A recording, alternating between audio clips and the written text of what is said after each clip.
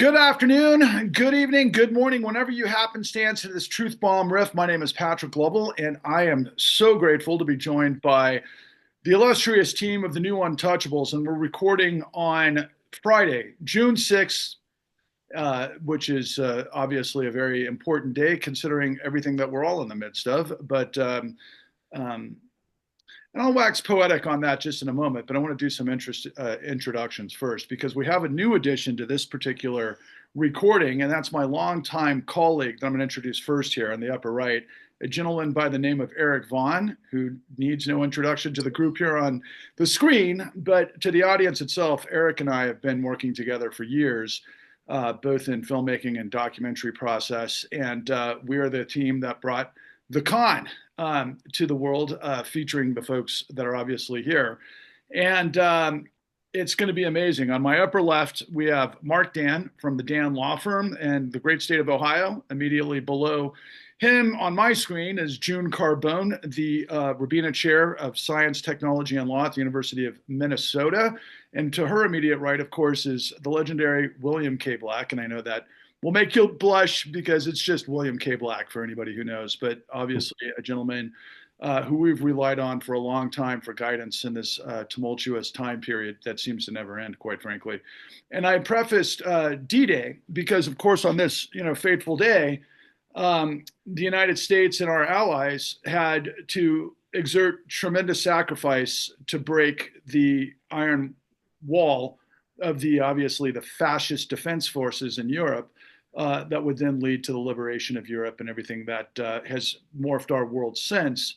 But of course, we find ourselves a day after the roller coaster circus on display of this clown show that includes, of course, our president, Donald J. Trump, and of course, the richest man in the world, Elon Musk. I find it incredible considering this team here that really, in the end, it's the law that's going to have to turn the tables on the lawless nature of what we're in the midst of that, of course, creates fascism, which has always been pretty much my ultimate goal and North Star is to defeat fascism whenever and however possible. Although I have learned that you never defeat the enemy, and it's not necessary to hope to persevere. So, look, guys, I think I want to toss the question first here to June because you have been interacting with folks, particularly describing power as really the focal point of what it is that we need to understand. And of course, your work over decades through your books and everything else that I'll include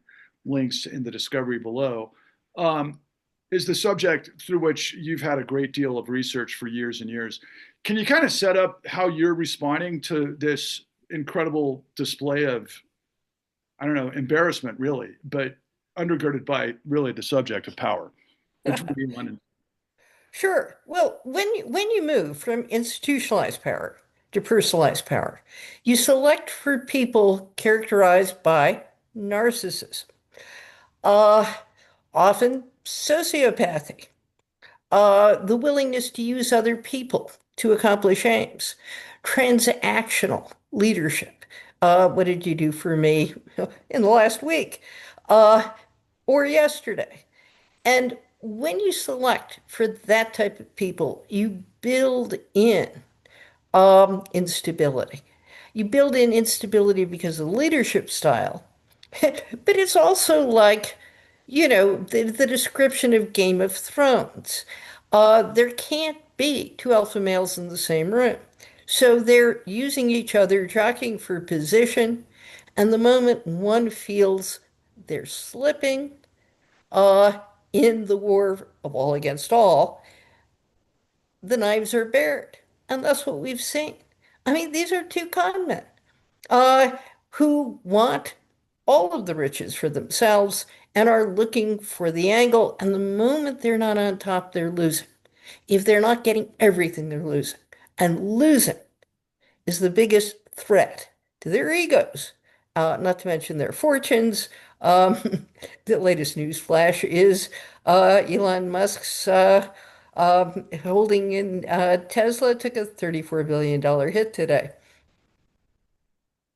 Wow. And again, interesting from the perspective is it turns everything upside down and inside out. And it feels like the whole house of cards is falling right before our eyes, Bill. I want to kind of get your assessment as an introduction, particularly as it relates to what's on the horizon here collectively, hopefully for all of us, but also for the nation writ large, where there's going to be, as I teased at the beginning, today is D-Day, but what are we as a people, a nation, a country, supposedly where we, the people, are the power? But of course, conversely, that's been under siege for quite some time, especially from your prolific work and what you've revealed to us over the years. But at the moment, it's like the criminality, the fraud, all of those things, not to mention the perversion of markets, really comes to mind for me, especially as it relates to government subsidies. $39 billion loss in a day because everybody knows that Donald Trump is threatening, of course, to pull government contracts from all of the collective empire building, I guess, of Elon Musk, who's been living on government subsidies, if you will, for some time, while at the same time trying to do what? Doge, which is where this intersection all happened with either the big, beautiful bill or the slim, beautiful bill. It's all, quite frankly, ridiculous. Where do you come in on this, Bill? Hey, we have a fabulous opportunity. This is an enormous gift, and it's going to be a test of whether the Democrats in particular manage to squander it. Okay? We have both. I'll offer you better than even money on that. Don't tempt me, Mark. I'd short my own bet. Okay. So we have both of the principles saying out loud without understanding that they're doing it, that they are involved in complete sleaze. And that they know they're involved in complete sleaze. And to pick up June's point, it's entirely transactional because they've got no moral principles. They care nothing about the people of America. They care nothing about America. It is entirely about them and what have you done for me lately? And if you're going to take me on, I'm going to go to kill the king. Or as the king, I'm going to go and kill you. But back to the Democrats' opportunity and to, rise or fail. State legislative hearings. Immediately. Subpoena Musk as a witness.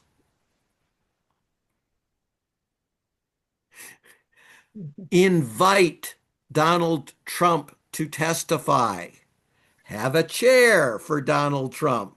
If he doesn't choose to use it, take pictures of the chair. Or better yet, have little things that pop up about what Donald Trump has said about Elon Musk in that chair. All the juicy stuff, right? The President of the United States has openly said he knew Musk was there for corrupt purposes, and he, the president, facilitated that. And it's only because Trump has broken with him that he's going to now declare an unholy war to destroy him using the powers of the king and the immunity that the Supreme Court has given him. He feels he can, in the open, say that he's going to do these things to destroy this man, right? Who he knows to have been sleazy, and he put him in place to allow him, to aid him to be sleazy.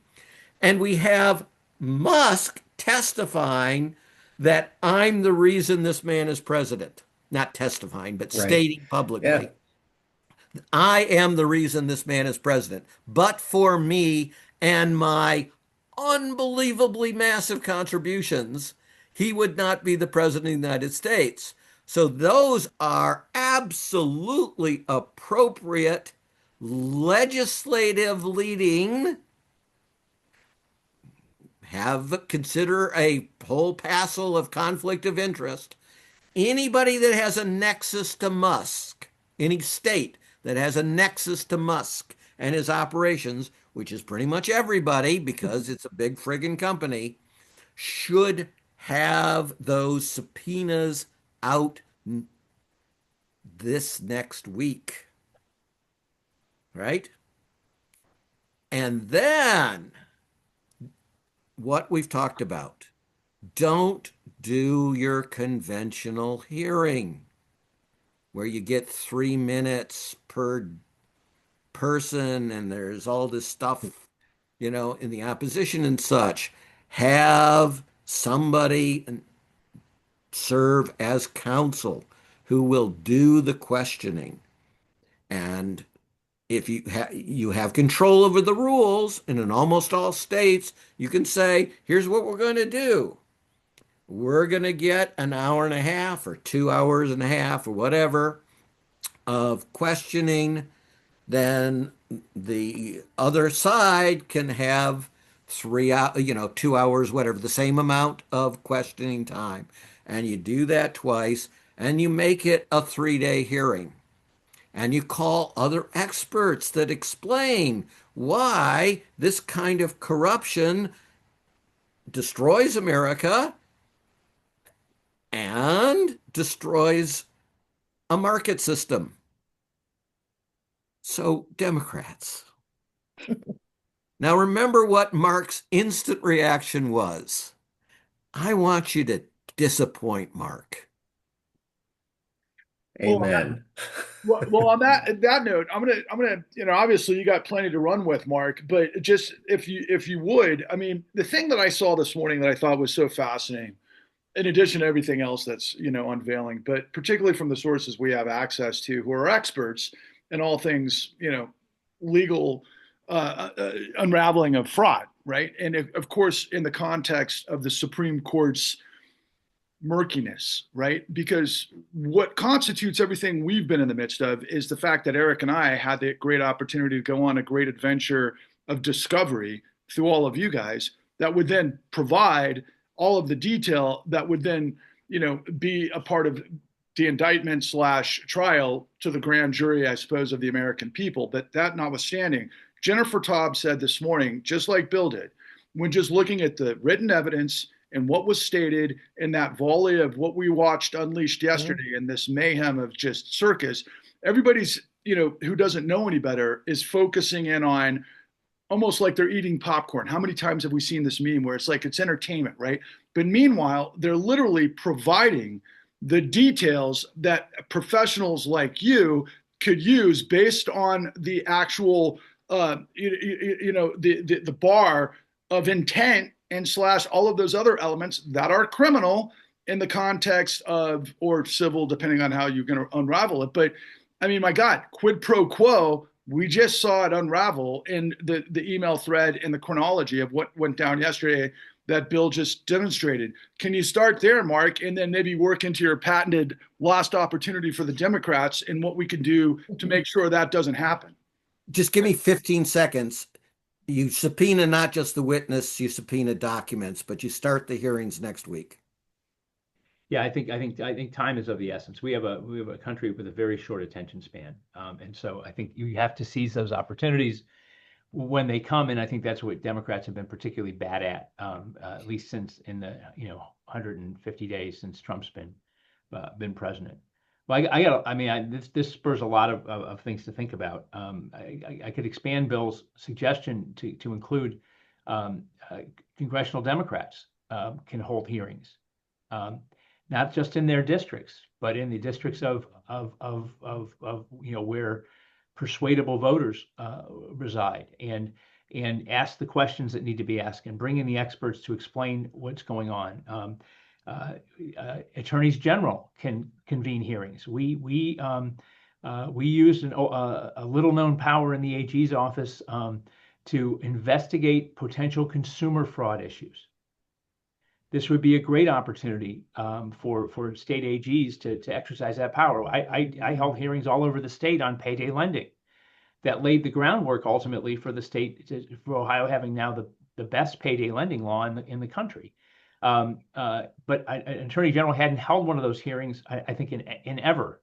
But the Model Consumer Fraud Act has those provisions in it, and so the AGs can be doing it. So it doesn't have to just be limited there. The departments of commerce that regulate the auto dealers, the folks that are in charge of highways and safety, and because a lot of the quid pro quo that was going on related to making these Teslas less safe, and allowing that to happen. So, but I think there's a kind of a nuanced connection here between what we all did and what you and Eric did. I'm so glad to see you, Eric. You think the military parade is going to be great next week?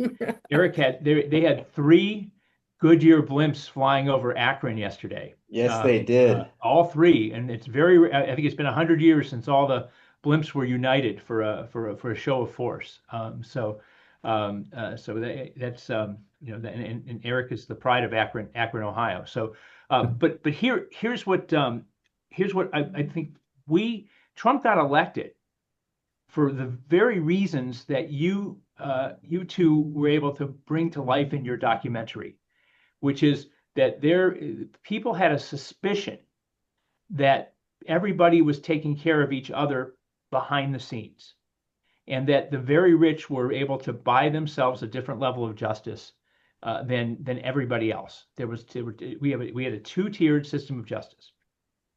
So ironically, I think that was a lot of what went in, and a lot of people who were affected by the mortgage crisis are particularly strong Trump supporters now. People who lost their homes in particular. So he part of the reason people voted for him is because he was going to break that old boy network, that old and that all under the surface stuff. Now his remedy is not at all, I think, what people hoped for and expected, but because his remedy is just to do it out in the open, and that's not a remedy at all. And so the Democrats need to. And again, I hate to keep agreeing with David Brooks because he made this point in the New York Times today. The Democrats need to position themselves as people who are going to hold the rich and powerful accountable within the bounds of the rule of law, and whether it's transparent or secret, they're going to root it out and get it over with, and finally end this 2-tier system of economics and justice that's been oppressing working class people for the last 50 years. And I think there's a huge opportunity there that will be missed immediately. But I hope it'll be there. But I have a couple of other observations. I also think that that we're starting to see the unraveling of the business community's support for Trump, not just Musk, because he's an outlier in the business community. But I run a business. I have 26 employees in my law firm. I run a business. I could not possibly run this business not knowing what the cost of my lawyers are going to be, what the law, what the expected law is going to be in the coming months, the cost of support staff. And anybody who's running a business that involves manufacturing, importing, exporting parts, they must be at a complete standstill. No rational person could operate a business in this environment for exactly the reason we saw with Trump and Musk, just at an exaggerated level. And that is that, well, today we're for this and tomorrow it's going to be different. We see it with the tariffs, tariffs on, tariffs off, different tariffs today. How do you plan? How do you order for Christmas? How do you make sure you have supplies to be able to buy things that people want? So that's a whole different component. And honestly, I think business people who are seeing this ought to start to speak up and tell the story of how hard it is to run their business in a lawless world. If you don't mind, just to build on what you're saying there, Mark, I think that you're spot on as far as like this entire like sort of tariff concept of being a replacement for tax, income tax, and what have you. I mean, a lot of that, and also about repatriating businesses and so on and so forth. A lot of that is going to require um, that. Okay, so just let me back up a second here. It seems like all of Trump's policies are with this idea that we're going to repatriate manufacturing, we're going to be doing all this stuff, and then we'll be able to be buying our own goods. It's like what person who has the ability or the collected capital in order to create a manufacturing plant that would be required to replace the same manufacturing plant that's in China or Vietnam or wherever it may be, who in their right mind would put that kind of capital into that kind of an expense? Something that's going to require years and years and years, to finally come online. It's impossible to do that. And so the requirement to make what Trump is doing to make sense is the exact thing that he's preventing anybody from reasonably thinking about. And while the jobs report was good this week, although we're not sure of the data anymore because they fired a bunch of the folks that compile it apparently. But the bulk of American jobs are now small businesses and medium-sized businesses, and not large companies. Large companies are starting to lay people off. But what's going to happen here is at a certain point, with this uncertainty, small manufacturers, small folks that do drop shipping and all those kinds of things, the people that deliver the packages, there's going to be just a massive layoff coming, and which is going to trigger a very, very serious economic consequence. And we're already seeing that people have less and less money to spend. I mean, that data is coming in loud and clear. But the business people who are affected need to stop hiding and stop focusing on their lifelong determination to see government spending reduced, and their dream coming true, and focus on what this means for them. And the Democrats need to help focus that, and that can be the subject of hearings as well. What are they doing to the business community here? How can you plan? Why can't every state's got development folks. The state's deeply involved in economic development. Every state in the country is. And there are whole committees of every legislature that's devoted to that. They should be parading these affected business people in front of them to talk about what's going on, and to see if we can come up with some state level proposals to try to create that level of stability, or even create a fund to try to bail out people that are ultimately affected by this. But we're going to see a big strain on unemployment. We're going to see so many different things. Well, Yeah. I'm going to circle back to you, Mark, because the next half of this dialogue, I want to get into our plan moving forward. But I'm inclined to go right to June because of her expertise, particularly in everything. I mean, over the last 3 months, June has been setting up every aspect of what we're seeing in our face right now. But I want to say something first to Eric, just really quickly. Eric, first of all, I apologize if I didn't appropriately introduce you, because from the standpoint of what you're doing now, especially with everybody on this platform, on this podcast today and moving forward and so forth. Congratulations on the platform Corruption Incorporated, the American Way, because what you're doing in an ongoing basis is demonstrating with the speed of what you can accomplish, with your production apparatus, is to take all of these pieces of information and get them to the population at the speed that we need to get and to penetrate with some of these messages that everybody is sharing here. And before I move on, I want to ask you this question real quick. In terms of, look, a couple of the subjects that you and Bill have pursued this week, particularly, I found very fascinating as it related to a Palantir being involved with AI as it relates to Fannie. But further to that, what we heard from another discussion with Jennifer Taub this morning and the gentleman who has been Collins, who I believe is the publisher of The Onion, they got into a part of the dialogue where they also were discussing the implied guarantee through a whole structure of what you and I have been able to get behind the scenes to understand guarantees, for example, in this crazy system that's dependent on corruption and authoritarianism. Can you kind of just give me, I don't know, maybe a 60,000 foot view of what you're looking at, given everything that's playing out today and the last week?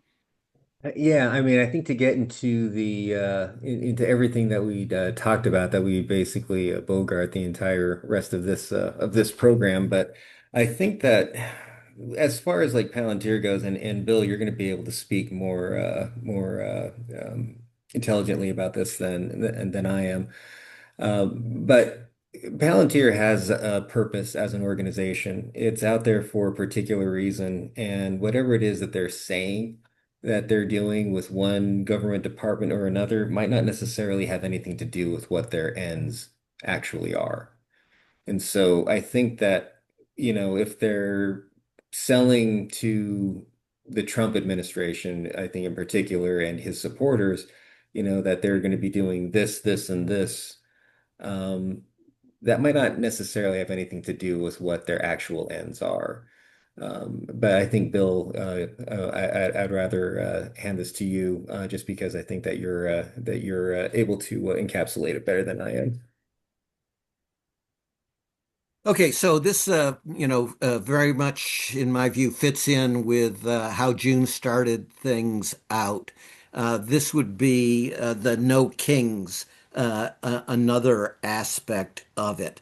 And another place, as Mark said, there we can do far, far more with the Democratic legislatures and with the Democratic AGs than is being done now. So, for example, the Palantir story, the broader story, is this competition among sleazy entities, them, the Meta story from the whistleblower, who they're suppressing, where they had a congressional bipartisan hearing that just carved a tiny bit out that the Republicans were willing to talk about, but none of the truly horrendous things that Meta was doing, much less the sexist aspects as well to the individual whistleblower there. But this competition between Black Cube and Palantir and Meta for who can be the sleaziest hoovering up of information to create the totalitarian state should be the subject of hearings in every state and, of course, in Congress. In prior shows, I've explained how the Democrats really need to change how they approach conducting hearings and not focus. They have to save the country as opposed to their jobs at this time. And I'll just leave it with, don't be Ro Khanna. So Ro Khanna's reaction to all of this thing was Musk is, wow, the Democrats should be rushing to embrace Musk and and No. abundance, That's the theory. last thing. Like, That's dear the last thing. God. Yeah, right. Dear I mean, that's incredible. And by the way, there is a fissure happening with those that are coming into the protests that are aware of that. And many people on the signs throughout the country and these protests are not asking for that. And so how out of touch? I mean, I'm being rhetorical, but I got to bring this back to you, June, because just 1 second on this is one of our family rules. It is impossible to compete with unintentional self-parody. And the Democrats, you just can't compete with. Right. So June, this is extraordinary from this standpoint as well, right? So for the past several months, I've heard among unbelievable revelations with just about every sentence that you've been kind enough to reveal to us based on your research with your colleagues and so forth. But the nature of the tech bros, the psychology, the nature of their sort of, shall we say, web just over the course of decades, alongside financial deregulation and some of these other things that would come into play here. But there is this extraordinary Jesse Armstrong project on HBO right now. They put it together very quickly. It's called Mountainhead. And it features, this is a fictional depiction of what we're in the midst of. And Jesse Armstrong is a gentleman who's a great writer director. He built his TV series based loosely, not loosely, it was pretty parallel to a fictional depiction of the Murdoch family and Fox. That was called Succession. His latest offering is called Mountainhead, but the four principles are all tech bros, and they demonstrate everything that you've been revealing to us over the course of the last several months, quite frankly. Okay. But as this art imitates, reality, and you can't make this stuff up because, truth is stranger than fiction, right? Because of what we're seeing between Palantir and Peter Thiel and Elon Musk versus Trump and who's got the control and everything else. One of the subplots of this Mountainhead story was, as the story progresses, we learn these guys are tech bros. They're giants in the tech industry, and they're together because each one needs to fill in the other's sort of apparatus to fully complement what they're actually in the midst of, which is literally the hostile takeover of the world.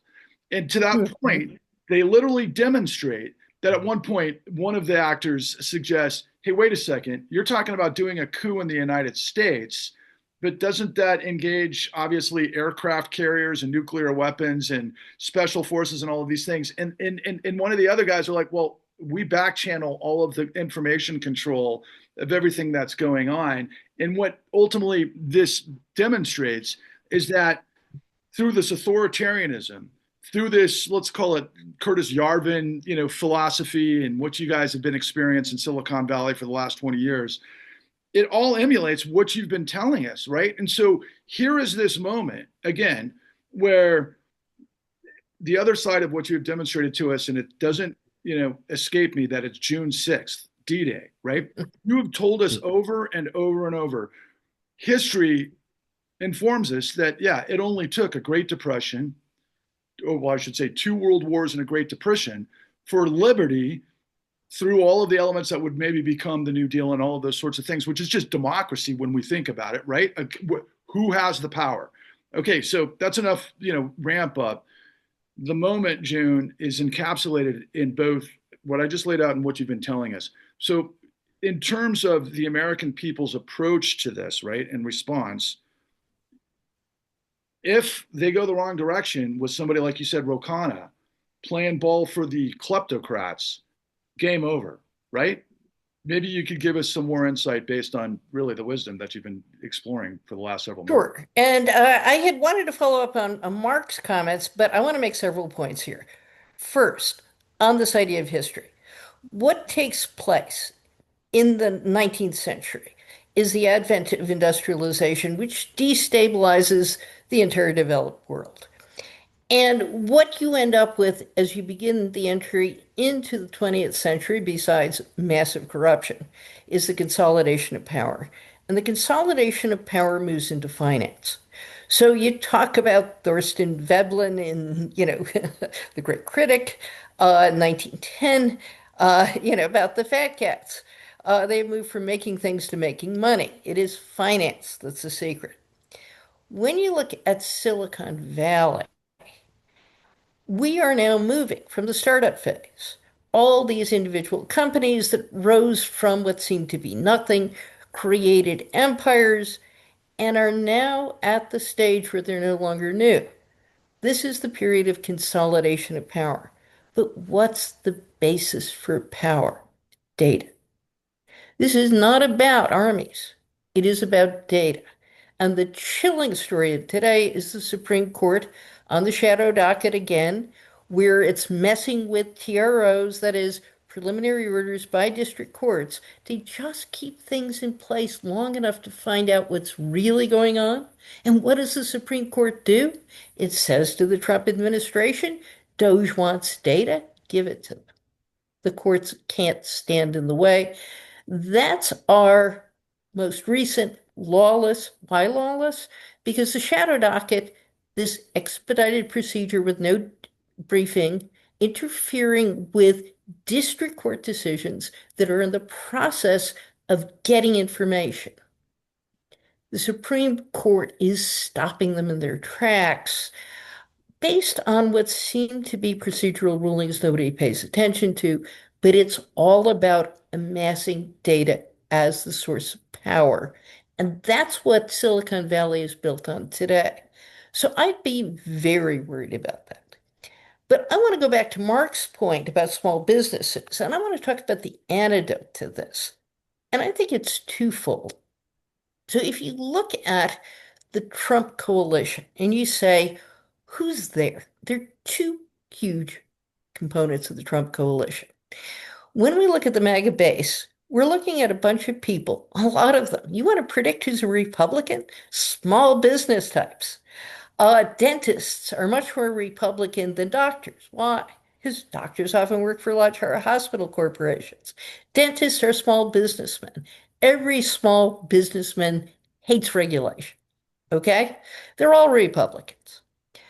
But the MAGA types, the real MAGA types, Trump personally gives their lives meaning they didn't have.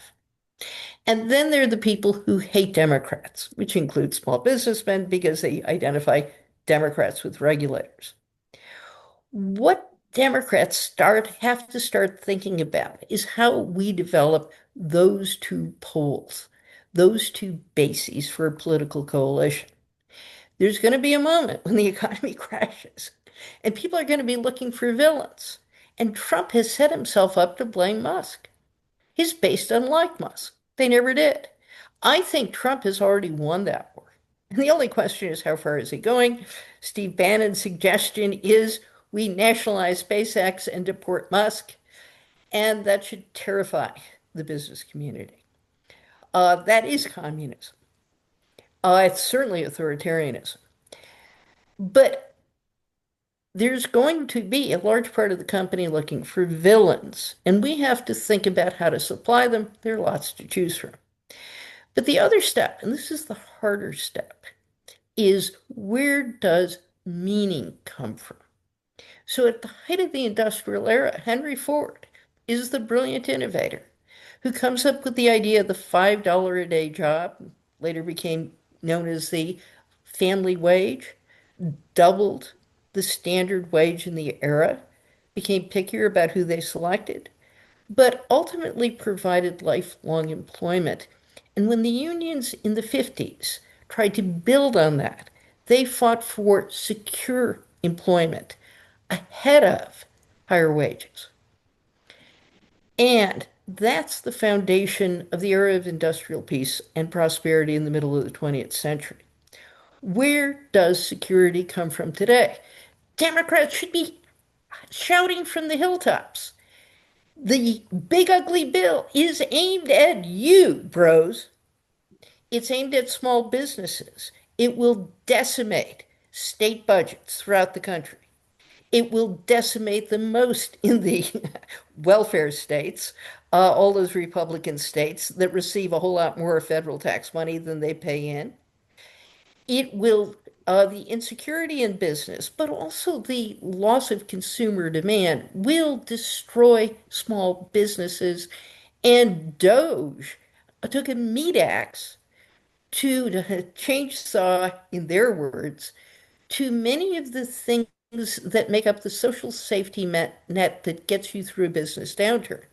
We ought to recognize the jobs the bros have are a whole lot more insecure than the jobs in healthcare and education that women typically have. And they're the people who are most hurt.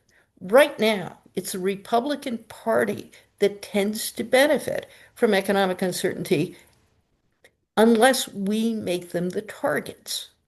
And until this moment, The Democrats have been idiots at two things.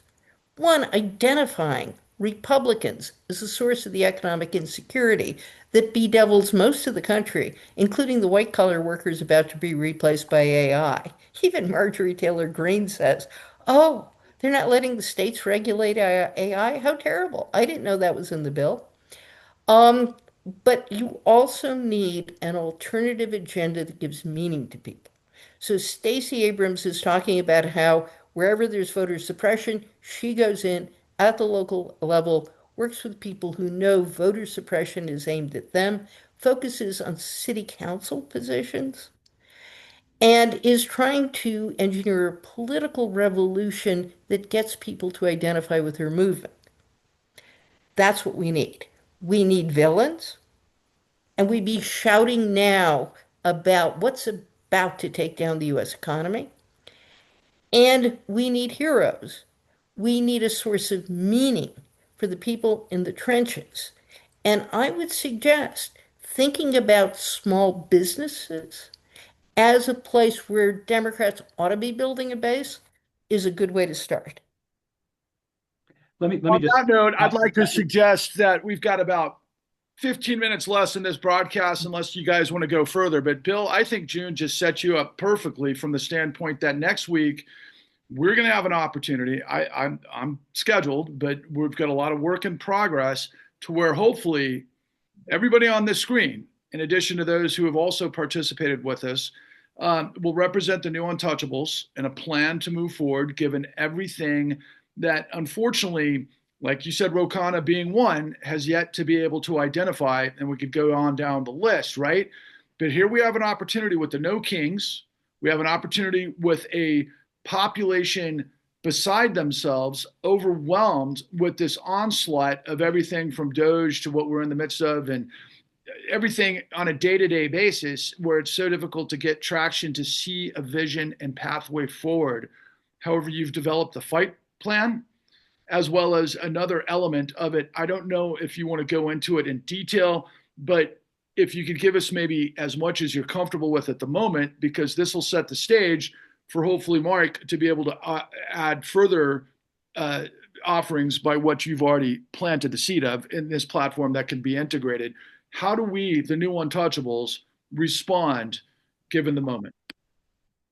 Well, we don't have time to do anything other than an example. And so the example is whistleblowers, right? And whistleblowers are going to have multiple problems. One of the problems they're going to have in the modern era is confidentiality agreements. And those will be heard by rent-a-judge, retired judges who are extraordinarily pro-corporation under principles in which the corporation always wins, and they won't be allowed to talk. And if they do talk, they'll face, ruinous civil penalties in essence. We need legislatures, or where possible, as Mark has talked about, attorney generals issuing subpoenas requiring the testimony of these people, which will break the ability of these rent-a-judges and the secrecy agreements to prevent the public from learning what's happened. In addition, the Trump administration will go after the whistleblowers. It will go after them civilly. It'll try to go after them criminally. Not all of them, but many of them. They will seek deliberately to intimidate. And so we're going to need the bar to come forward and represent them. The usual thing with whistleblowers, right, is under this law passed during the Civil War to deal with fraud, in particular, that was endangering the lives of Union soldiers. You file your lawsuit secretly. to maintain not alerting the defendant who can retaliate against you. And the Justice Department reviews it. Obviously, in the modern era, they would reject all whistleblower type stuff and indeed try to harm you in those circumstances. And then only years later do you potentially go forward. That doesn't going to work in this era. We need those whistleblowers going public in front of these hearings and then going forward in essence, Chautauqua type things and find the best of the best.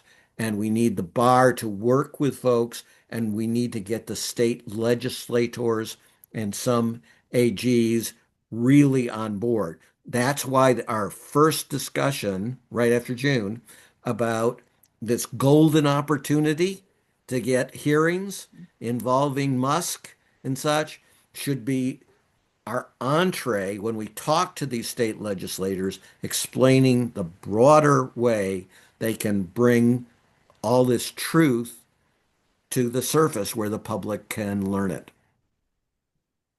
And yes, there's more to it, which we'll be revealing in due course here shortly. And Mark, I'll turn it to you for closing here. You don't have a lot of time unless you want to go a little bit longer, which I'm happy to go as long as you'd like to. But you've developed a plan because you've been thinking about this since we've introduced the new Untouchables and what your law firm's resources might be able to add to the, shall we say, response by those who really do champion democracy in a way that is going to be very clever in its approach to be able to turn the tables on this, authoritarian mess. Yeah, well, let me just add a footnote. June raised this issue of Palantir and AI, and the provision of the big beautiful bill that's so odious that even Marjorie Taylor Greene doesn't like it, which is the ban on regulating those folks. Every Democratic, a legislative Democrat in every state ought to be introducing a bill tomorrow to regulate AI, to regulate Palantir, to tamp, and there's villains and there's heroes that can be created, and those bills can be introduced. Again, if in the states like Ohio, where we have a Republican legislature, the Democrats could hold hearings on it without the Republicans, and bring in people. There are plenty of people in the AI industry are begging to be regulated because they want to live on a level playing field, and they fear for what the risk is to the future of the country, into fair competition, into the rule of law. So they ought to jump on that, and they ought to jump on it now. And that's a perfect thing to do while they're debating this stupid bill that's moving through the legislature. But I think everybody, and that's at big levels, at small levels, and I think that's what Patrick and I have been talking about. Lawyers, I think about it because that's what I do. As we talked about last week, it was small businesses that brought the international trade court decision on the illegality of the imposition of the tariffs. Lawyers who represent small businesses need to encourage their clients to fight and bring those cases and find ways to make it economically feasible and pool their resources to be able to continue to challenge those economic barriers that the Trump administration is throwing in front of small businesses by challenging tariffs. We had a success this afternoon. Abrego Garcia is on his way home. I mean, now they're going to give him due process and then deport him probably. But he's on his way back, and so the rule of law prevailed, and lawyers stepped in to represent him. Everybody who gets arrested and deported ought to have access to a lawyer. And just like in the mortgage crisis, when we mobilized, 1,000 volunteer lawyers in Ohio to represent people who are facing foreclosure, in every state and every community where there's a large population of people of color from other countries, we should be organizing the bar to make sure that every single person who's detained is represented by a lawyer. Whether they have access to that lawyer or not, so that they can step in and their families have someplace to go to bring that lawsuit that will raise those issues and flood the courts, flood the zone with those lawsuits, defending those non-citizens, particularly the ones that they don't have any business being deported, but making sure that every single person who is arrested in this country and with actions taken as to their liberty has the modicum of due process that the Constitution provides. Those people can be heroes too. Representing the federal employees who are being discharged. Some of them are unionized, but some of them aren't. And those that aren't unionized don't need access to good employment lawyers or people who can be quickly trained to be good employment lawyers, or even bad employment lawyers, to represent them and make sure that they're raising those issues, and challenging where it's possible to challenge. Local governments need to step up and hire lawyers. I talked to the county executive here in Cuyahoga County last night about opportunities that might arise to bring claims because they administer all the human services in the county. And when those human services are starting to get cut through extra judicial and extra legislative actions, like impounding funds, or clawing back funds, or canceling grants that were legally established by Congress, that those local governments have the fortitude, the intestinal fortitude to bring lawsuits challenging those things. Every local government's got lawyers.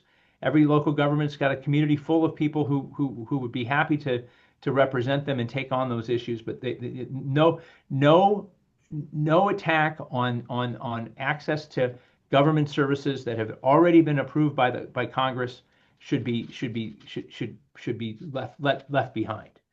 Same with nonprofits and community-based groups and arts groups that are facing this unilateral impoundment of congressionally appropriated funds. Those organizations, they have lawyers. Their lawyers need to step up and challenge those things in court. And again, it's going to make it's going to make federal judges' lives harder, but it's going to make our country better to understand that this is not going to go unresisted. What we have so many people still doing is still putting their heads in the sand and saying that, well, there's nothing I can do. I'm not even going to watch the news anymore. I don't want to know what's going on. Challenging these, bringing constitutional challenges. One of my colleagues here has spent the afternoon, the mini Trumps in Ohio want to take unclaimed funds to fund the Cleveland Browns stadium, and later then a new stadium in Cincinnati. So they want to steal money that's constitutionally held on behalf of people who Ohio citizens individually. They're going to raid that fund to build stadiums to be in exchange for a campaign contribution from Jimmy Haslam, who for $300,000 is going to get a $600 million. They're going to appropriate $600 million of money, including some of my money, because I have money in the unclaimed funds. We're going to challenge the constitutionality if they pass that, and we'll know by the end of June. We're ready. We've already got a draft of a lawsuit to challenge the constitutionality of that extra legal action. These folks can't just do whatever they want to do. But we have been far too lax in letting that happen. The ACLU and the big nonprofits that do this stuff regularly, they're at absolute maximum capacity right now. There's not another. They don't have. I mean, and they're doing great. I mean, they're bringing the suits that need to be brought. But these little cases, these state level affronts, these institutional affronts or nonprofit affronts or local governments, they all need to be litigated and protected as well. Win or lose, the fight is the point. Well, on that note, I think that's a brilliant way to close here, particularly again, this anniversary of D-Day, right? I mean, the galvanization of the forces and the resources and the tactics and everything that brought the greatest generation to the ability to you know, crush through fortress Europe and the Nazi fascist defense mechanisms was something that we all know changed history for the world that folks like myself inherited, and have been so forthright to get people like Eric and I in a position to be able to do what the Supreme Court has called for. You want to be able to prove intent, you got to do the investigation. That's what we've been doing the whole time for the past 13 years, for the most part. And that's what led us to you. And we know that you guys are the vectors and the guiding light to be able to hopefully champion liberty and justice for all as we move forward against this darkness that we're all up against. So I'll thank you for your time. I'll say have a wonderful weekend, and I'll look forward to our next conversation as we plan for No Kings. All the best to you all. Thanks, Patrick. Thanks. Are we still on, Patrick?